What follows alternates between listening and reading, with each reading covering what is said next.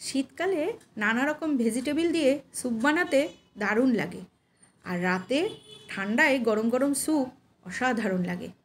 নমস্কার বন্ধুরা, আমি জলি, তোমাদের সবাইকে স্বাগত জানাই আমার রান্নাঘরে। আজকে আমি একটা স্যুপের রেসিপি নিয়ে এসেছি।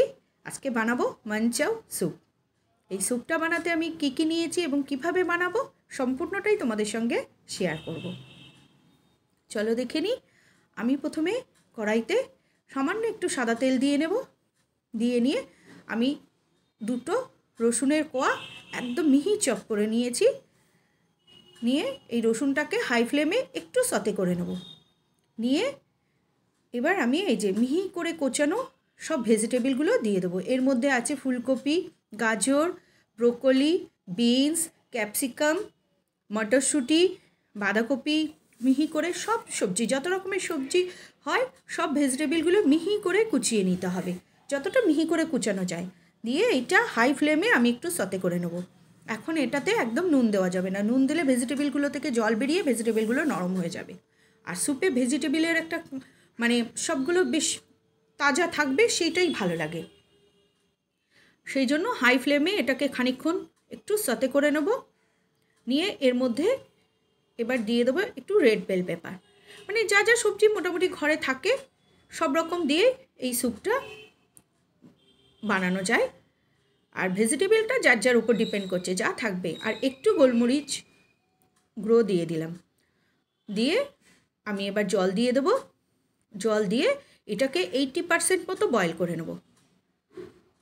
আমি খানিকক্ষণ এটাকে নাড়িয়ে ঢেকে দেবো। আমি এটাতে কিন্তু নুন দিইনি, নুনটা একদম পরে দেবো। এবার এটাকে ঢেকে আমি 5-7 মিনিট ঢেকে এটাকে বয়েল করে নেব। 5-7 মিনিট পরে এই যে এটা প্রায় 70 to 80% বয়েল হয়ে গেছে। এবার আমি এর মধ্যে নুনটা দিয়ে দেবো। এবার আস্তে আস্তে বাকি জিনিসগুলো আমি এর মধ্যে অ্যাড করব। আমি এই যে নুনটা দিয়ে দিলাম, নুন, আর দেবো এবার ডার্ক সয়া সস। এই যে 1 table spoon dark soya sauce দিয়ে দিয়েছি। নুনটা বুঝে দিতে হবে, সয়া সসে কিন্তু নুন থাকে।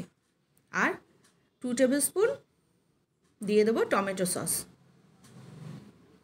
এই যে দিয়ে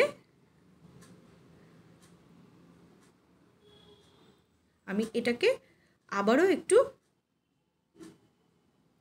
ফুটতে দেবো। একদম পুরো সম্পূর্ণ জিনিসটা হাই ফ্লেমে হবে, লো ফ্লেমে এটা কিছুই হবে না। এবারও আমি এটাকে ঢেকে আবারও খানিকক্ষণ একটু ফুটতে দেবো। খানিকক্ষণ ফুটে ওঠা পর এবার আমি এর মধ্যে এই যে একটা ডিমের হোয়াইট পার্টটা নিয়ে নেব, ইয়েলো পার্টটা সরিয়ে রাখবো। এবার এগ ড্রপটা আস্তে আস্তে এর মধ্যে দিয়ে দেবো। দিয়ে এটাকে এবার নাড়িয়ে নেব। এগ হোয়াইটটা লাগবে, ইয়েলো পার্টটা সরিয়ে রাখবো। এবার এই গোলমরিচ, বাকি যে গোলমরিচের গুঁড়োটা ছিল সেটা দিয়ে দিলাম। দিয়ে এবার এর মধ্যে আমি 1 টেবিল স্পুন কর্নস্টার্চ জলে গুলে নিয়েছি, ঠান্ডা জলে গুলে এবার এর মধ্যে দিয়ে দিয়েছি। দিয়ে এই যে দেওয়ার পরপরই কর্নস্টার্চটা দিলে এটা ঘন হয়ে আসে। ঘন হয়ে আসলে, আর এটা কিন্তু আমার এখন প্রায় রেডি হয়ে গেছে। খানিকক্ষণ একটু ফুটিয়ে নেব। যেই এটা একটু ঘন হয়ে আসবে তখন এটাকে আমি খানিকক্ষণ ঢেকে রেখে দেবো। ঢেকে এবার আমি এটাকে সার্ভ করে দেবো স্যুপ বোলের মধ্যে। এই মানচাও স্যুপটা কিন্তু বেসিক্যালি চাউমিন, নুডলস ফ্রাই করে তার সঙ্গে খাওয়া হয়। আমার আর নুডলস ফ্রাইটা করা হয়নি, আমি এটা ব্রেড দিয়েই খেয়েছি।